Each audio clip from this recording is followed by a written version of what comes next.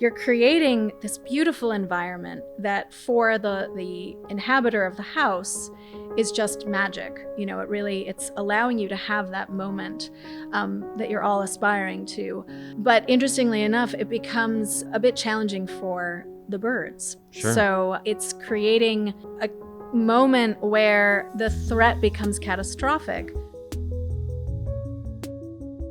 Hello and welcome to Architecture, Design, and Photography. Today we are speaking with Addy Smith-Reiman. I hope I'm saying that last name right. The Executive Director of Portland Society for Architecture. PSA, Portland Society of Architecture, is a nonprofit organization that encourages innovation and vision in the built environment of Greater Portland through education, advocacy, and engagement with community members, design professionals, and civic leaders. Smith-Reiman holds a BA from Sarah Lawrence College and a master's degree in regional planning and landscape architecture from Cornell University, where she was awarded the ASLA Certificate of Honor and was named the University Olmsted Scholar. She lives in Portland, Maine, with her husband Josh, a faculty member of the Maine College of Art, and their son Ole and their dog Otto. Our interview today is sponsored by Maine Home Design. Don't miss Smith-Reiman's design theory in the upcoming June issue of Maine Home and Design. Thank you, Addy Smith-Reiman, getting that right, for coming down to Biddeford today. Highly appreciate it. You can move that mic over a bit and move it so it's basically about that close to you. Okay, Yeah, so you don't have to lean to see me. Yeah. This podcast is for the birds. Brilliant. What's that actually mean? Is that like, oh, we don't care about it when someone uses that expression anyways? It's a brilliant expression. And I wish I knew the origin of that. So after this, I'm definitely going to poke around and see, do you know what the origin is? No, I don't know, but I looked in like a decade ago to doing a book that would have been like, oh, they gave you the cold shoulder. Where's that come from? What's that mean? Yeah. If you were traveling, you'd stay at someone's house, and if they didn't like you very much, they'd give you the cold shoulder, which is the not good part of the cow, and they'd give it to you cold. I'm sure for the birds is also rooted, pun intended, in the agrarian issue of maybe the seeds weren't worth sowing. Oh, so the seeds that fell like on the path or not in the field, like that's for the bird. But maybe. But this is for the birds in a good way. This is for the birds in a great way. Okay, so you are a certified planner, and is that town planning and civic planning? It is, and it's funny, I haven't actually been a practicing planner for about 5 years, but I do, so I'm certified in regional and urban planning. It's what I did before I moved to Maine. Oh. But I also married that with landscape architecture. So Cool. I did a joint degree in both. I feel that physical planning is just important as policy. And they divorced maybe 25 years ago in training, and I wanted to bring that back. I found that planners were making a lot of physical gestures without knowing the language of design and site analysis and place. So I'm a three-dimensional thinker, and it fared well, actually, in what I was doing prior to Maine, which was working on very large infrastructure projects, both in Boston and Pittsburgh. So, wow. Yeah. Infrastructure makes my skin crawl. Well, oh, no. Infrastructure's beautiful. Not bad, but it's like, it's beautiful, but it's like, I can't wrap my head around like all those pipes are under New York City, or these bridges need to be redone, or it's just like, if I was responsible for that, I'd never sleep. So. Certified planner, accredited organic land care professional. Yes. Which, man, I'm gonna have to have your family over for dinner because my wife would really want to pick your brain. It's a fun one. That certified in organic land care. It's looking at soil management.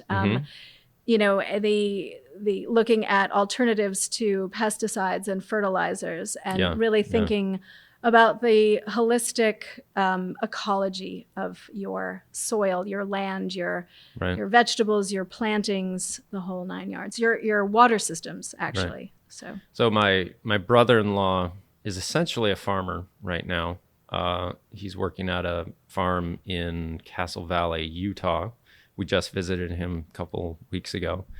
And they're doing, all organic no pesticides, I believe. And he's into now taking a full year off from farming and letting the land rest all at once. Like, he's not farming, the land's not farming every 7th year, which he's having a hard time finding a farm that will let him do that. He's in charge of this farm where he's at. And my wife and I have about 12 to 14 acres that she's doing a lot of. We have 5 big box gardens. I think we're going to add 5 more. We've got an orchard, and we moved a bunch of land, and then it filled up with water. Some people would call it a pond, but we're technically not going to. It filled up in like 2 days with rain. All of our land is basically granite with a little bit of dirt on top, so it just it's really cool. But yeah, we're going through all this stuff of, my wife does not want anything sprayed for anything anywhere. So we're trying to figure out, what do we do about all these mosquitoes? Yeah, So well, and it's interesting too. The spiders are great. A little bat house to encourage bats to move in is also great. We've named our bats. Oh, good, brilliant. Yes, and then thinking about even agitating the water. You know, if you have standing water. Yeah, we haven't had the pond for a mosquito season yet. That'll be interesting. How deep is it? At one end, it's like 12 feet. And yeah, the non-pond. And then on the other end, it's like goes from 0 gently down to about 4 or 5 feet, where it drops off to the deeper end. So agitating the water, like some kind of movement on the water constantly. Yeah, even if there's some water source that's coming into it. Yeah, it's just rain. It's just rain. It's just a catch basin. Yeah, it's like everything everywhere goes right there. And then when it's too much, it flows out. So I think I might have to get a solar agitator, something like that. But so being all of that, planner, accredited organic land care professional, and master gardener, awesome. How has this background helped you as the director of the PSA, Portland Society of Architects, for those who don't know? Yeah, so it's an interesting bundle to hear it presented that way. I never went into PSA with that thinking in the broader scope. As a landscape architect who was interested in how Portland was developing, I was very curious, and I joined the board of PSA first, and just was introduced to the design community. The Portland Society for Architects, which is now the Portland Society for Architecture, was started by a group of architects as more of a social networking opportunity about 15, 16 years ago. And then it has morphed and changed, and it became a very strong advocacy group about 5 years ago. And then in the last 3 years, the organization has shifted to doing more community engagement, design competitions, and really trying to foster discussion around what is good design? How do you even define that? What is the design process?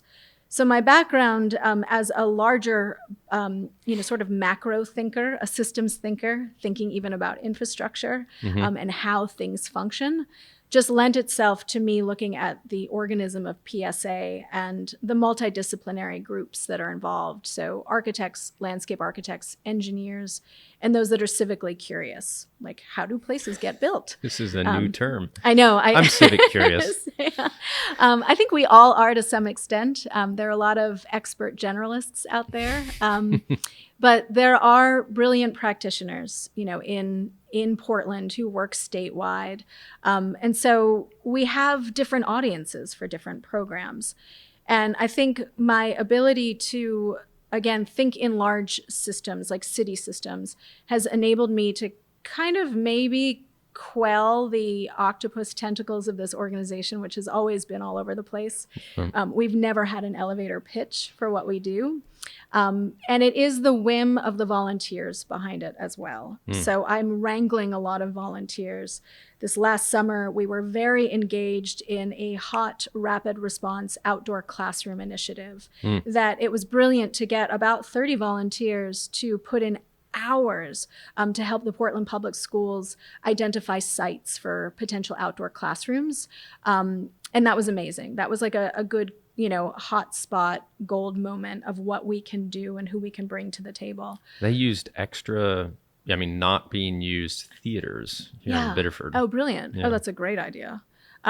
Just even doing the spatial inventory, and letting people know that parking garages, particularly in downtown, that where all of the remote workers weren't actually driving in, so there were these vacancies that could be temporarily allocated. Yeah. Parks, the Portland trails, there were already outdoor spaces that could be used, and so that's like one avenue that the design community can do. There are other opportunities for talking to people that work in policy and the city planning department to think about how do we make a better city, and how do we create a public forum.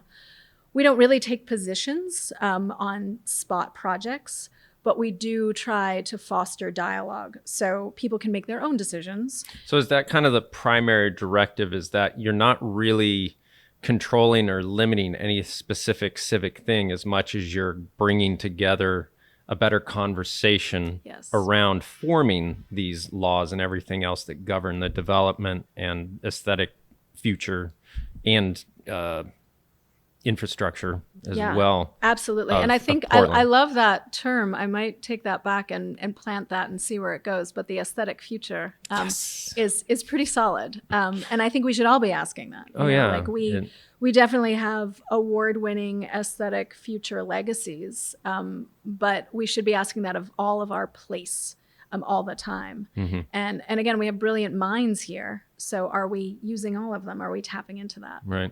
It's interesting to me that, you take beauty and visual representation as being a shallow thing, but it speaks to the connectivity of everything below it. Absolutely. It's the surface representation of everything below it.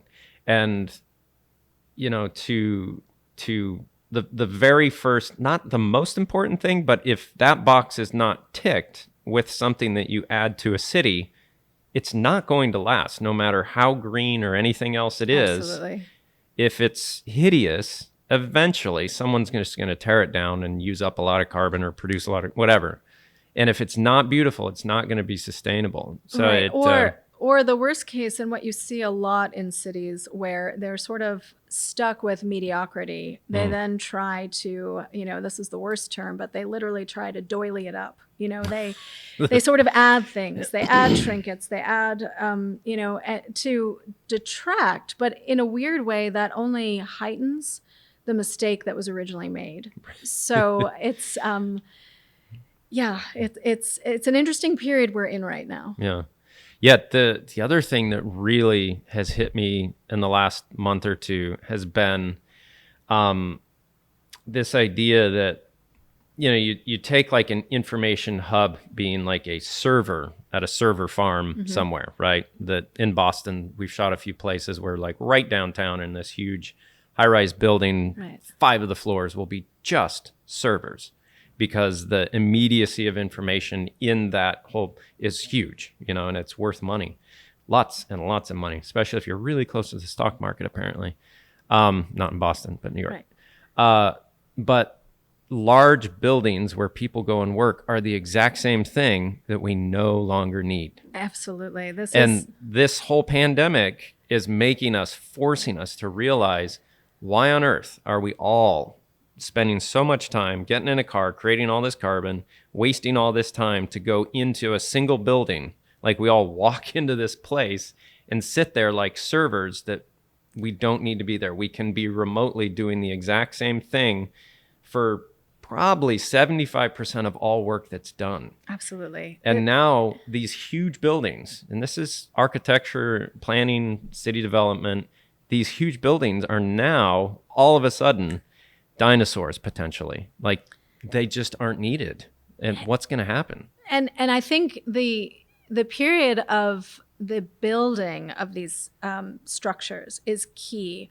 So all pre-war buildings in downtown New York had the capacity to be repurposed pretty easily for housing, which they did. So down in the financial district, really probably about 15 years ago, there was an exodus. Actually, whether it was exodus of residential or exodus of businesses. So it was post September 11th that there was a big drop, and a lot of corporate headquarters moved right over the river into New Jersey, and so there was a lot of vacancy.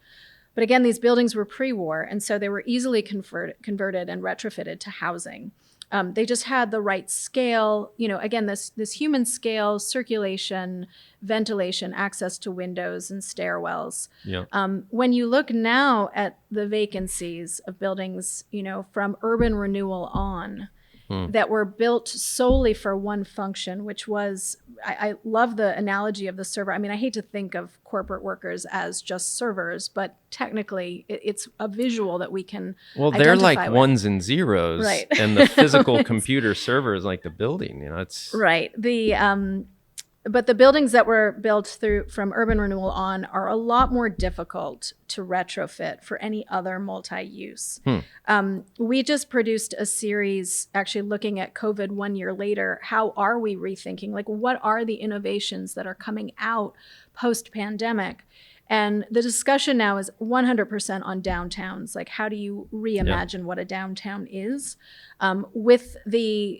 Again, going back to my organic land care management, the ecosystem of a downtown is dependent on so many different economies and circulation 24 hours a day. Right. So you have the workers that arrive from 9 to 5, the support businesses, the evening activities, right. Even the staff that works in the building so there's just this constant cycle of movement that has been completely disrupted. And so if you myopically focus on, we need to really think about rethinking retail, you're missing a whole component. That's like looking at a cut on your hand and not looking at the whole body. Is the whole system healthy? Right. And is the architecture we have produced and are producing malleable to reinvent itself as well? We can, again, talk about e-commerce and retail and how that's shifting, but what are we building that literally can evolve with the unknown? And how, where is innovation coming in on that? It's not about plexiglass and dots. It's about thinking, again, back to the pre-war buildings, that human scale and circulation, basic, simple principles that are also elegant, that make you want to go to that building and celebrate. I worked in Pittsburgh in a building that was designed right before the Depression hit, a gilded lobby, this sort of almost regal arrival that no matter how you were feeling that day, no matter what pressures you had, right. You walked into this lobby and it gave you the uplifting, it's all going to be fine. I am truly surrounded by this beauty. Right. And then you rise up and you go to wherever you have to go, and then you become the cog in whatever system you're in. We don't, are we still building that way? Are we still treating the public, think of old theaters, these were the castles that the general public could arrive at, or churches with stained glass windows. There was something about this narrative of place communicating to you and creating that psychological, whether uplifting and oftentimes, architecture can be used as oppression as well. But there's a beauty in this development of narrative and how you feel and interact. And I am cautious about where we go in the future because I think we're losing that narrative. And I'm curious to see how we can repurpose buildings that were designed specifically as warehouses for servers, which, I feel like I'm going to regret saying that, but not so much. Well, one of the best buildings intended to house worker bees, essentially, on a 9 to 5 basis. Everyone comes, everyone works, everyone goes home. I believe is IM Pei, the building that he did back in the 60s-ish off of the campus of the church, not Scientology, but like Christian Science. Oh, in Boston, yeah. Yeah. It's that just whole campus. The lobby, amazing when you walk in. And then there's the neatest thing, like right off the elevator, there's a little window area, and you're, 27 floors up, but there's this little cutout in the concrete for a butt to just like put it there. Yeah. Sit down, look out the window for a bit. Absolutely. Like they put it in stone, Absolutely. And how they repeated that through actually into the office spaces as well. It was really interesting to see. And it had been retrofitted, but you saw still all the old bones of the design and everything. And it was really interesting to see that that thought and intention, that it felt like to me it felt like being in Italy and feeling like the most responsible thing to do was to not do anything right now and just sit at this cafe table and sip on a cappuccino and talk with someone, because that's very, very productive. It's like the American churn and grind mentality can get to a place where it's like all, used to be big box store, get the profit, move on, big server farm of people working together, get there, do the drudgery, go home. The thought about life and the beautiful things of life and the value to being able to still do the drudgery by taking that time to have that cappuccino with a friend, that was in the design with IMPay. Yes. But not in the design in so many other places that I see. Not at all. It's funny. I mean, with IMPay, I actually grew up in an IMPay building in New York City in Kips Bay. Oh, so, cool. I'm drawn to concrete, and folks would laugh and say that I'm such a sycophantic fan of brutalist architecture, but it's not. It's the elegance of those pauses and the celebration of being a small human in a grand space, but feeling intimate and cared for. Yeah. And concrete or granite or whatever material you use, it's really the principle behind it and how I feel that I was thought of in that design, as was the next person in front of me or the person I'm sharing the elevator with. And even if you don't stop to put your butt in that indent, just the visual cue of knowing that it's there will calm you down. Right. It will remind you that there is a time where you need to pause. You may not have the luxury right now of, pretending you are in Italy and drinking a cappuccino with friends, but that image will remind you. And it's a physical gesture that can just, even for a second, cause that mental pause. Right. And that's what's so beautiful in design. And I do fear that it gets lost when we're too focused on the pro forma, and the two dimension of the boxes and the lines and what are we doing and who are we creating this for? Is it for productivity? Where is the human? I mean, and there's great work being done, even on just interiors of these spaces of thinking, and that's even evolving too, whether it's co-working spaces, open spaces, or even returning the office now, for productivity or even private respite. But I'm exceptionally curious about how we're going to literally build for tomorrow and what is our aesthetic future. Yeah,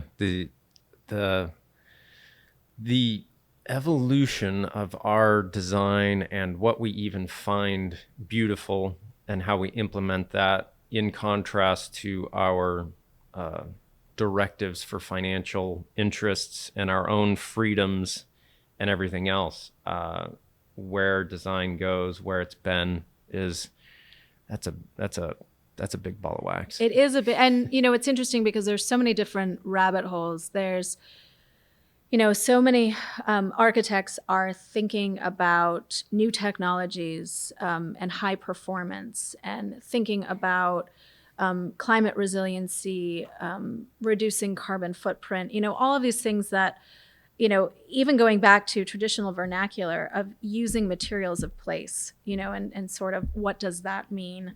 Where are we today in a global economy where we are pushing the boundaries of all types of materials, whether we're now using a 3D printer to create something or harvesting from local woods, but who can manufacture that to meet new standards? So there's so much exploration And I think that it's interesting because it always does circle back to basic form and function, and what is the elegance there. Right. We can get lost, and it's fun. I mean, who doesn't love going down rabbit holes of new technologies and product? But what is that long-term effect? What are the unintended consequences? What are the unknowns? Right. Yeah. To actually, as a job, to get people to like think about this rather than just go out and make money. Hey, wait a minute. Let's put a resistor on this drive to make money and make sure we're considering the aesthetics and the long-term effect and the beauty and the planning, and it's huge. Absolutely huge. Yeah. So how did you get involved with bird safe architecture? So this will just I'm moving it along because I don't want to lose you too soon. I know you have to make a 12 o'clock, but we were talking about my house that my wife and I had built, and we have a big window wall for part of it. Mm-hmm. And I thought this would be great to be able to talk to you about that because it's a huge interest and current topic that you're deeply involved on. Yes. So introduce me to all of that. Yeah. So I'll give a little bit of a backstory because it seems not to drop a random spot on this, but so PSA has been working on design competitions the last couple of years, and we had a design competition called the Complete City Imagined, and we had designers respond to public input of what they wanted to see in the city, what they loved, what they didn't, how they wanted to see the city grow. And one of the award entries, the jury picked 3. They couldn't decide on one. Again, it was such a broad topic, so they couldn't just focus on one winner. Mm-hmm. It made a ton of sense to choose 3. But one of the winning entries was creating a bird corridor along Forest Avenue in Portland. Mm. And it was quizzical, it was curious, and we looked at it and we said, wow, this is fascinating, and the jurors' comments were, this is a way of looking regionally at how the city is growing, developing, and for whom and with whom. Right.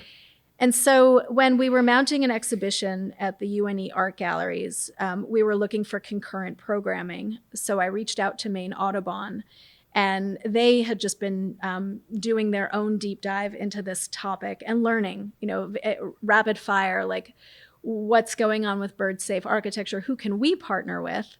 And while all of this was happening, the Maine College of Art had an exhibition with some faculty that run this think tank on Vinyl Haven, and it was called Design Inquiry.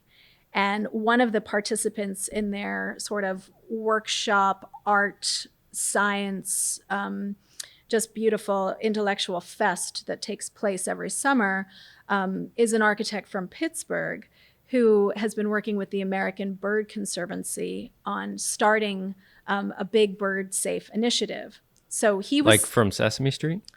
That's brilliant. Nailed it. That would be amazing, actually. I mean, Big Bird would be a phenomenal spokesperson for this, and I could just see comical. We're coming up with so many ideas. You are. Thank you. That was fun. It was getting a little too serious. I think we should pitch Big Bird as kind of an enforcer. It's Big Bird's second job, where he kind of beats people up if they don't. That's genius. That has set me off. That it's going to be really hard to anchor me back to this. But that is genious. I will absolutely. Big Bird in a leather jacket. I like totally. It. Walking into a window, actually. As he's going to enforce something on someone and break their leg, he runs into the window and can't do it. That's brilliant. No, so as this was all coming together and swirling, we spent a lot of time just learning, what's going on out there, who has been working with, what is bird safe, first of all, just even asking that. And New York City, the American Bird Conservancy, was Madison, Wisconsin, and even the GSA with the federal government have created bird safe standards. Birds themselves, actually just imagine Big Bird, talking to someone and not seeing that there was this glass shield in front of him, would just walk in and probably get a headache and move on. I myself, while shooting to an iPad from the camera Wi-Fi connection, I'll be walking around the composition that we're looking at, and right in front of like everyone, speed walking to the next thing I was going to move, just right into a glass wall. Completely distracted, yes. So imagine Big Bird on an iPad. That is exactly what we have to consider. Right. What happens with smaller birds is, particularly around sunrise or the hours, the early dawn and sunset, they're foraging and they're flying into vegetation, and the reflection on the windows, they just don't see it. Oh, it looks like more forest. Exactly. So just as you would be walking on your iPad talking to someone and not seeing the reflection just because of the way the light hit and you smacked into it, that's exactly what's happening. Right. So the thing that happened with me is the glass was just, I could see right through it. And I always thought that birds were running into the glass because they were trying to get into that space, but they don't see that space. They see the reflection of the woods. It's more woods. Exactly. So what's beautiful about this new quandary in architecture and design is that you have, and especially in Maine, you have architects who are working with clients who specifically are choosing the Maine landscape. There is this connection to nature, connection to site, connection to the environment. And so bringing the outside in and the inside out, it's part of your narrative of building a home.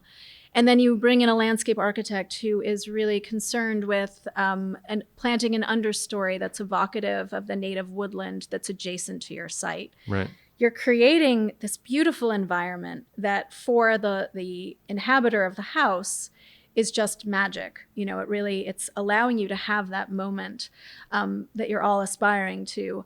But interestingly enough, it becomes a bit challenging for the birds. Sure. So it's creating a moment where the threat becomes catastrophic. Mostly because it's interesting, Maine is in the Atlantic flyway. So we have, the numbers are astounding. It's really hard to wrap your head around like billions. You just can't quantum, you can't imagine that quantity. But we get about 2 billion birds that are flying from South and Central America in the spring up to the northern part of Canada so they can breed. And then after they breed and have their young, there's about 4 billion that come down in the fall. And so Maine is the superhighway for this. And so as we think about that, and it's something to celebrate, those large windows, the large window that you have could be catastrophic. Sure. And you and I were talking about this. You haven't seen an impact.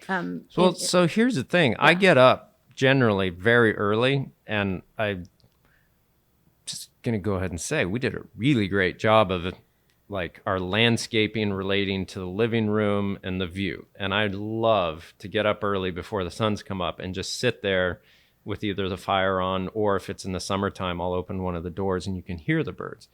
And so I'm usually there in twilight hours.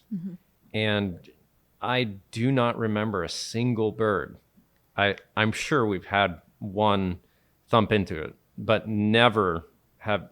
Something's going on at my house because they are big windows. It's like 25 feet floor to ceiling, and then it turns the corner a little bit. No birds. Now I have to the right up in a tree, I've got a stadium LED light that's meant to be in an array of like 10 other lights that lights up a football field. I just have one of them, and it lights up the front yard, turns on just before sundown, and stays on until 9. And I have another one on the other side of the yard to do the same. Because with big windows, as soon as the sun goes down, they become black walls because you can't see out. But with those lights, all of a sudden you see the beautiful woods lit up, and it's amazing. And I'm trying to think, like, why aren't we getting birds running into it? It's not, there isn't a collision with 100% of glass coverage by any stretch. It could be a variety of things surrounding. There probably, how close is the vegetation to your windows? Is there decking? Is there space? Is there even a reason for the birds to come anywhere near? Because usually it's the relationship with vegetation to the structure itself. And also, again, it's not a guarantee that 100% of all glass is, it's not like an attack or an invisible attack. It's just there are opportunities for designers to rethink where they position the glass and vegetation and that relationship. So tell me about the relationship of glass and vegetation and everything else. And in my yard, we have the living room and the glass kind of does that. And then we have like probably 20 feet of grass and then 2 big cleared off pieces of granite ledge. And then it goes down to basically forest floor, but fairly open grove type forest for 100 feet the whole way around.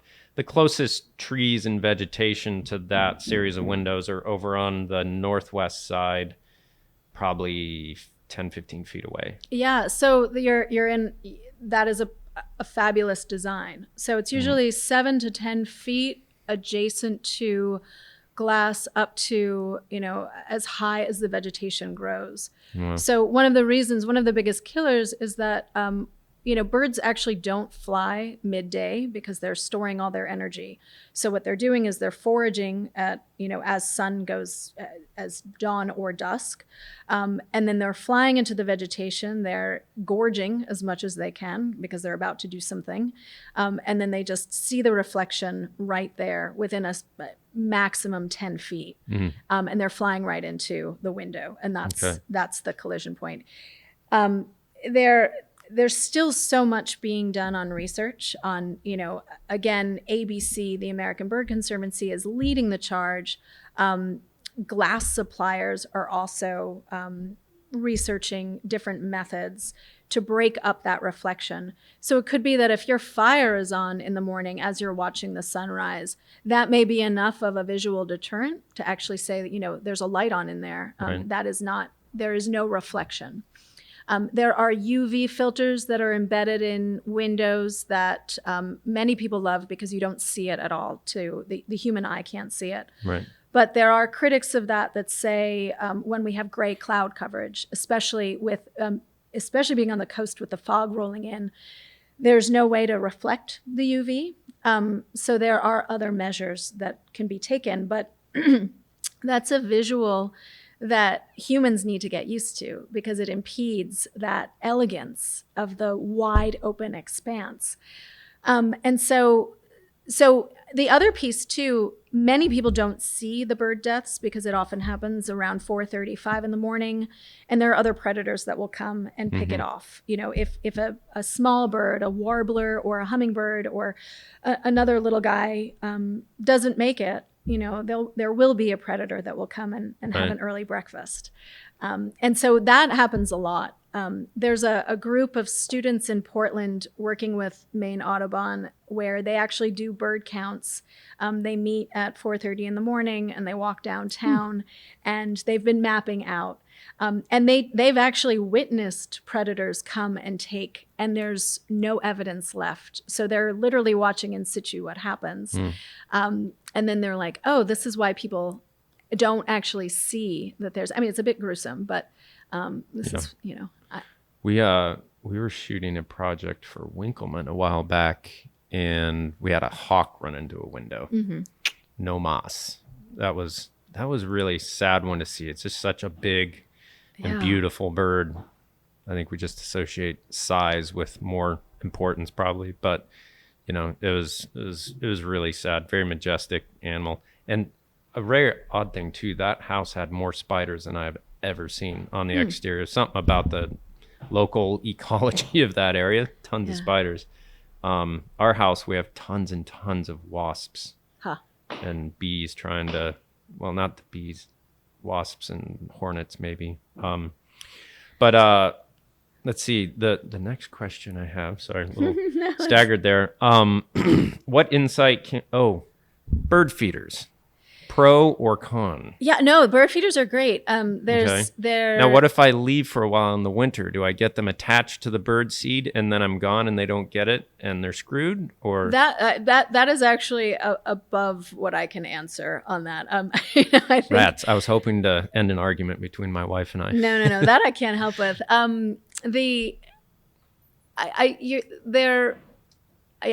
I can't help with.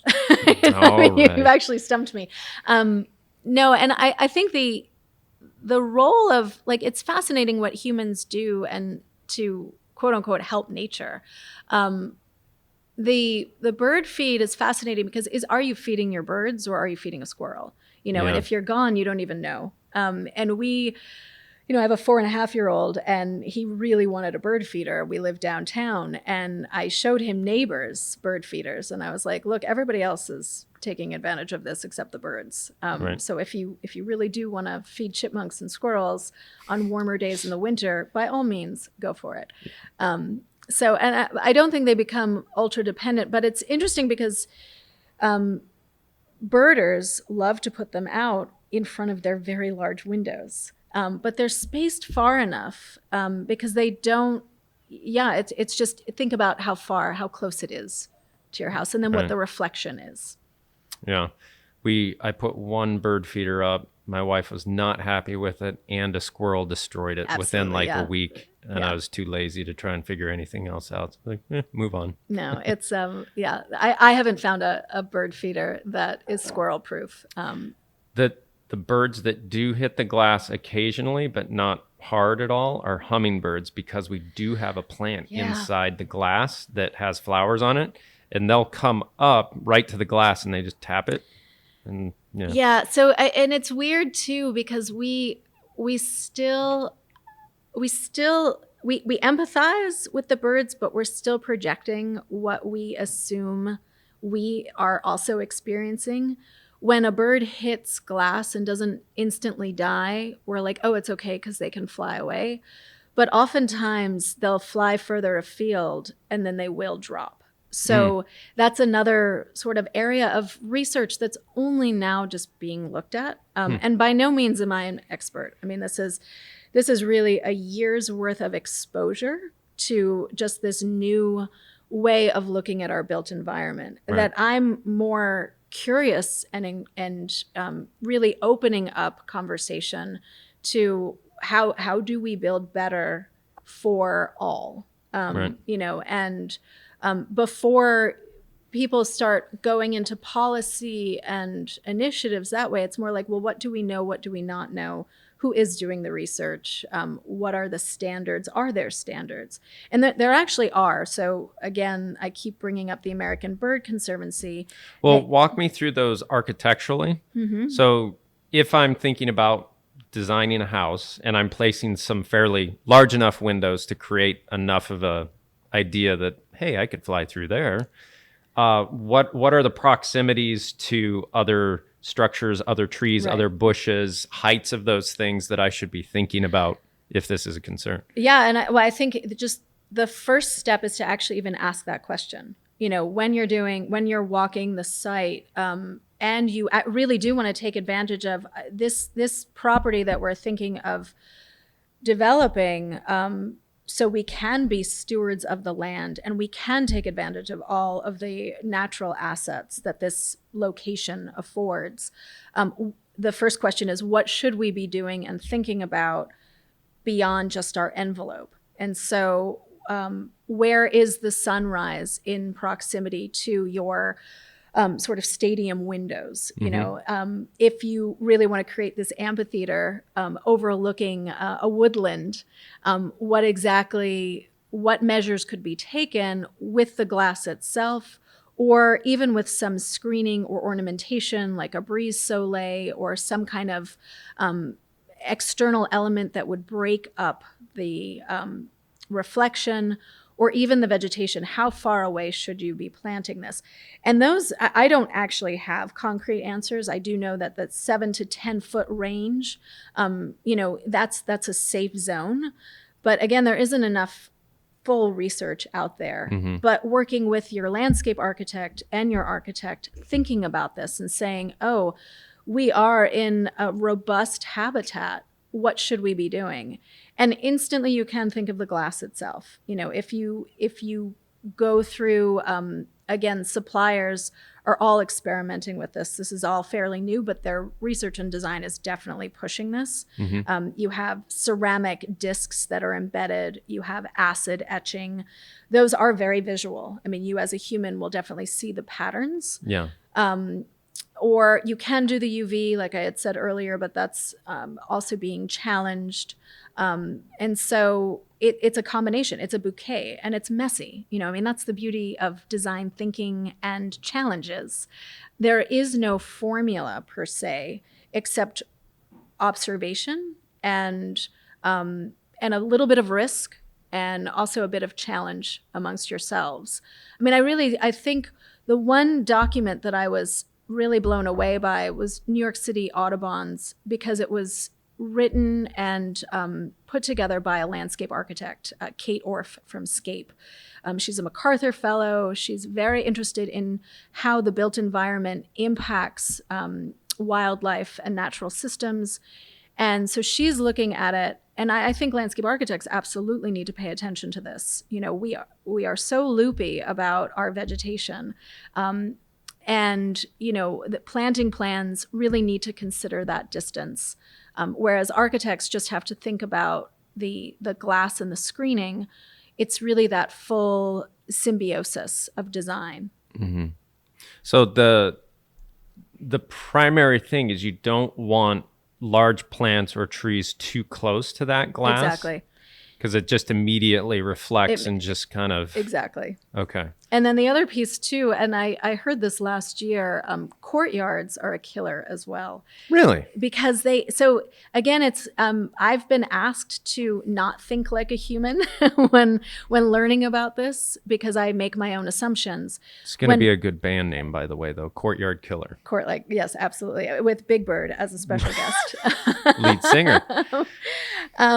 So when birds fly into courtyards, again, drawn in because of vegetation and some kind of foraging, they don't actually fly out the way they flew in. They don't know that. That is not, it's something we as humans, we know how to go in and walk around and see the exit the way we came in. But they get disoriented and they want the easiest way out. So they will immediately fly to a window.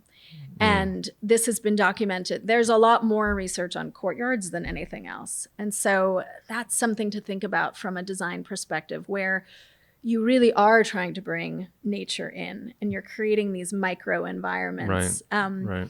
So the answer there in a solution is definitely some kind of treatment on the windows. But the other, more of an external, it's just asking questions and asking of your design team, have you even thought about this? And, if it's a client, just being curious. And if it's a designer, having those conversations with your client, like, this is our design intent. What is your intent? With our project, we cut into an extremely dense and not dine, but it was so dense that there was a lot of stuff that, like, you could barely walk through the forest, and it was dying and falling over. I would have thought it would have been a pretty bad environment for birds to actually get in and do anything in. We've been really careful to leave a lot of the rotten trees for the woodpeckers and stuff. For the space we did clear out, we get a lot more we get, a fair amount of bats flying through there, which is really cool. It is. We get a lot of turkeys, which is pretty cool. A lot of times they'll just be right outside our windows. And if they'll you don't knock move on your windows. Yeah, if you don't move inside, they just kind of do their thing. We get a lot of porcupines in the yard, which is really fun, and deer. We have a little trail cam we'll set up. But birds are just thunderously loud in the spring and summertime in the mornings. It's really great. And we see a lot of woodpeckers, and we had a red-tailed hawk that was in our little opening area for a while. But other than that, we don't see a ton of birds. I hear them a lot, but don't see a lot for some reason. We have a nice field beyond our woods. I imagine a lot of them go there for some reason. But I am happy to say, like, I thought too, like, these are big windows, we're probably going to get birds running into them. But the only really bird issue we have is occasionally the hummingbirds, as I said, they don't run into it, but they kind of like tap, Tap. tap, tap, and they fly off. And then we had a bluebird get into our chimney flue up top. And he came down. We had to shoebox him and release him out, and seemed like he was okay, hopefully. Yeah. But yeah, when I originally read some of the questions and where you're focusing lately, I was thinking more so the direction would be with windmills. I know those can be a huge issue for birds. Yeah, I've never really gotten into the debate of the windmill piece. In fact, I'm not a birder. I was intrigued by I'm intrigued by our built environment at more of a human scale. I mean, it contradicts to what I said earlier with infrastructure, but that's more urban infrastructure that I'm interested in. I've heard both sides of the argument about windmills and birds, the pros and cons to that. Yeah. But I haven't spent any time looking into that. I have the bird safe piece really was piqued by design ideation in a competition, and it was like, and then it literally took flight, and in a funny way, we are building all of this in flight as well. I think it's the responsibility of our organization to provide as much information and to act as a conduit to inquiry. But the windmill piece, I mean, it's a controversial topic because of the offshore wind farms that are being proposed. And so there's so much rhetoric out there of, again, the pros and cons, both from the avian and the aquatic health as well. And I wish I knew more about that, but I don't. Do you? Not much. I have a friend that recently, like within the last 3 years, got huge into wildlife photography, having no photographic background and never caring anything about photography or birds, has become absolutely obsessed. And he's got something like 10, 15,000 followers on Instagram. And every day is out there that it's sunny in the morning and evening, lying on his belly shooting birds. That's brilliant. And he's stalking this snowy owl that we have around here. Crazy, absolutely crazy. And he found and got a lot of images of the Central American hawk we had in Maine last year. That was nuts. It was literally, it looked like a red-tailed hawk on stilts. Yeah. It was just, and from being kind of adjacent to his experience, I've thought about it a lot more. I've noticed birds more. I've pointed them out to my kids more, and he's kind of taken them around a bit and started showing them stuff. And it's super cool. And to learn about just owls we have in the area and how hated the owls are by the rest of the bird community. Yes. And all that stuff is really interesting. But it's all kind of new to me. Yeah. But to me, it's mostly interesting to see that something to do with so much money and time that we as humans put into our built environment, that we're now, some people would loathe this to some degree, but I think it's an important thing to think about the bees that we're losing, the birds that we'd be losing, like our own development has been so difficult over time. Luckily, we're getting to a spot where, all right, we're not dying for lack of food or, hopefully not pandemic, but, okay, what are we doing in our built environment and everything else that is potentially, going to eliminate all these things that we're starting to lose around us, Absolutely. The rhinos are going away, the bees, Yeah, that the statistics about the bird deaths through building collision was, again, alarming, because really? it is hard to fathom millions of, the fact that there are billions flying, but that we are losing millions. Those numbers are just not possible to visualize or really grasp. But yeah, there is a threat. I mean, there is a threat to our natural systems, as you know, and yeah, I think thinking more about our impact when we're really embracing, again, through terms and through certifications, and really thinking about the role and responsibility that the future of our built environment takes, taking in other factors as well. And again, it's funny, I'm not a birder, but I love following birders. I actually had a fantasy, and I still do, of making a bird guide, you know, like literally following birders around. Now and that's a good idea. Photographing them, and you know, because there are some strange ones. There are especially my friend Carl. There are some unusual species out there, and the outfits. They're also very plumed in their outfits, and you can always find the best nest by finding all the birders. There were baby owls in the Evergreen Cemetery last summer, and I wanted to bring my son, and he was asking me, will you know where to go? And I said, I actually know. I have no idea. But of course, the birders led me there. Right.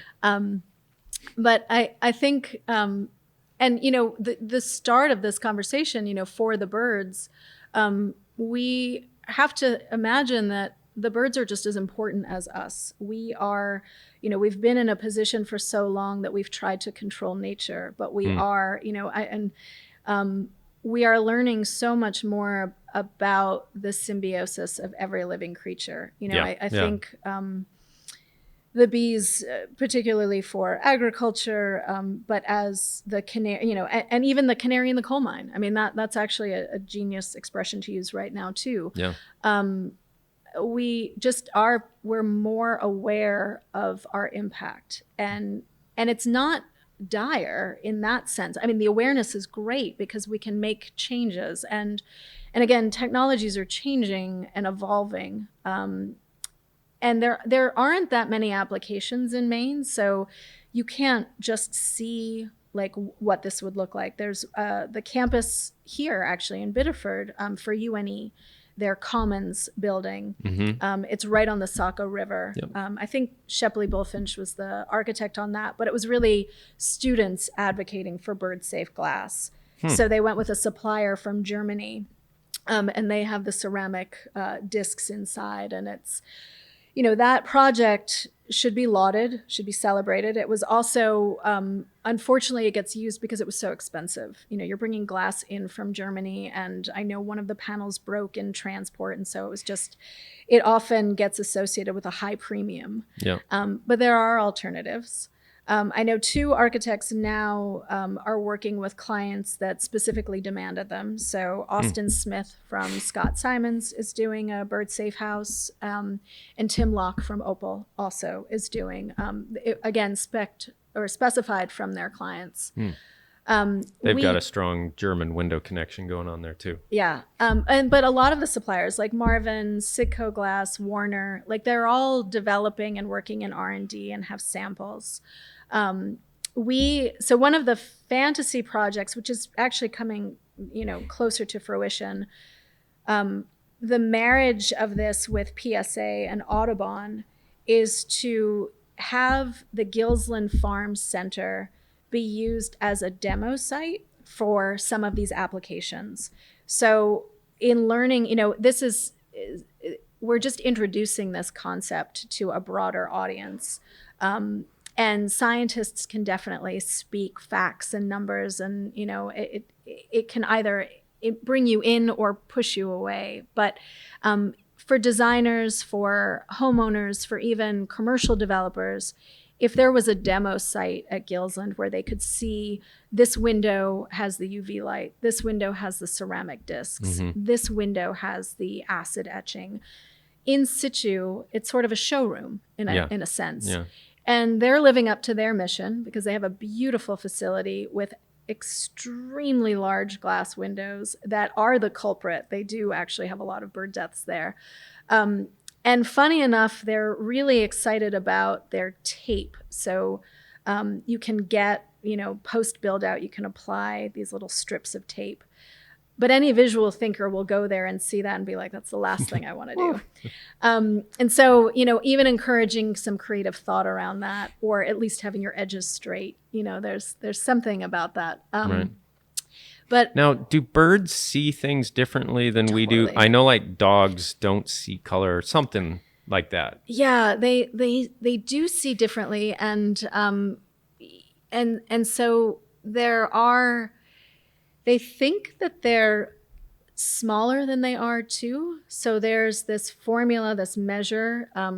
They've just changed it too. It used to be like a 4-inch by 2-inch. That was the kind of the patterning that you should do to protect from birds flying into something. So the way they see the reflection. They're now saying even with smaller birds, particularly hummingbirds, that the safest is a 2 by 2. So thinking about breaking up the visual. And they do. There are a ton of documents out there which show how birds do see differently, and whether it's closer or further away. And so, but they don't even have the physical ability to know that there's a barrier that a dog or a mammal has. You almost feel something before you approach it. Yeah. They just don't have that. So there's no trigger that can keep them from literally flying into something. It's purely that visual and the cone that doesn't mimic ours. Right. So it's hard to have empathy for something that doesn't think or act like us. Right.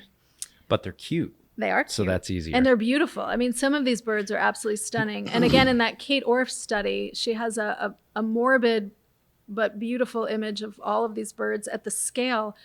It's not even the size, just like the hawk to the hummingbird, that entire range and scale, they all, whatever their size, do see the same. So they will respond to the same kind of formula. And it's just wild, it's pun intended. So has this made you into much of a birder? It's really piqued my interest. I love watching birders, so I get distracted. Like I have been on a few bird walks. We worked with Audubon on doing a bird walk around a new development that's going in at the old Mother House on Stevens Avenue, or not Stevens Avenue, or yeah, it is Stevens Avenue. Sorry. And how they were talking about vegetation and what they were doing there in the park adjacent. And I had so much fun watching the birders geek out. What I've also learned, and you said this earlier with your own home, birding is a lot of listening. And very rarely, it's very exciting when you get to see the actual bird. But mostly it's this symphony of sounds that you get to pick out. And that becomes, I love that challenge of just like, well, what is that? Is he speaking, to whom and what? Right. So the sounds are just magic. And I've become a bit more aware of that. And I've also thought, and it's made me bird sensitive to all types of construction. So now that's what I'm looking at. And I'm looking at reflection. And I haven't gone out at 4:30 in the morning to do a bird count. I've been asked many times. I highly doubt. I'll get back to you on that. Yeah, absolutely. But I am curious. Have you seen A Good Year? No. Jack Black and someone else, I forget the other person, but it's about, they're both birders. Oh, brilliant. And they're trying to get like the high, Owen Wilson, I believe. And they're trying to get like the crazy high count of birds they've seen. Oh, that's funny. And so they follow these weather events that like push, hold, it's, one of them I think is a contractor, and I forget what I think the other one, like Jack Black, lives at home with his mom, and all he does is like tick off birds, and it's, if you're interested in birders, this would probably be a pretty hilarious movie to watch. I think that I'll definitely put that up there. So right. Jack Black and Big Bird. Yes. Yeah. No, okay. So we'll end on this. Okay. For the PSA, we should do a web ad spot around this with Big Bird just running into windows, and then have just a tagline of like, a place to go to get more information on it. Yeah. I mean, that big beak and everything just kind of turning sideways as he runs into it, and just a couple quick hits of that, and then like a link to go learn more. Absolutely. I will share this. I will share this with everyone of how that'd be this so good. literally flew south with Big Bird. I mean, it's hard not to be punny with the bird piece, and yeah, it's. This has been tremendous fodder, so thank you. Cool. Well, thank you so much for coming all the way down to Biddeford here. No, thank you for having me. This was really lovely, and these are great series. So Cool. I'm honored. Great. Yeah. Well, thank you so much, and have a safe trip home. Thank And you. Thanks again. Awesome. Thanks.